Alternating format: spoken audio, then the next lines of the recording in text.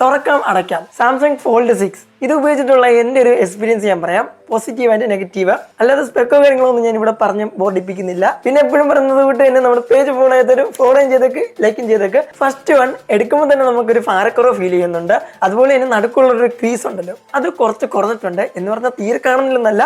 Front സ്ക്രീനിൽ കുറച്ചും കൂടെ നല്ലൊരു വ്യൂവിംഗ് എക്സ്പീരിയൻസ് കിട്ടുന്നുണ്ട്. പുതിയ ഫോൾഡ് സീരീസ് ഇറക്കുമ്പോൾ അതിനകത്ത് പുതിയൊരു AI ഫീച്ചറും കൂടെ കൊണ്ടുവന്നു. അതായത് നമ്മുടെ നോട്ട് പാഡിൽ റഫായിട്ട് എന്തെങ്കിലും വരച്ചിട്ട് AI കൊണ്ട് ജനറേറ്റ് ചെയ്യിപ്പിക്കുകയാണെന്നുണ്ടെങ്കിൽ നമ്മൾ ആ ഒരു വരച്ച പിക്ക് കുറച്ചും കൂടി ഒരു കളർഫുൾ ആക്കിയിട്ട് അല്ലെങ്കിൽ കുറച്ചും കൂടി ഒരു ആർട്ട് വർക്കിൽ നമ്മളെ ജനറേറ്റ് ചെയ്ത് AI തരുന്നതാണ്. അത് സാംസങ്ങിന്റെ എല്ലാ ഫോണുകളിലും അപ്ഡേറ്റ് വഴി വരുന്നതാണ്.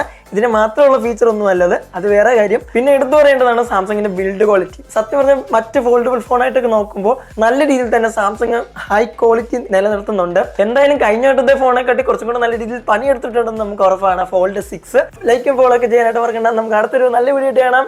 ബൈ.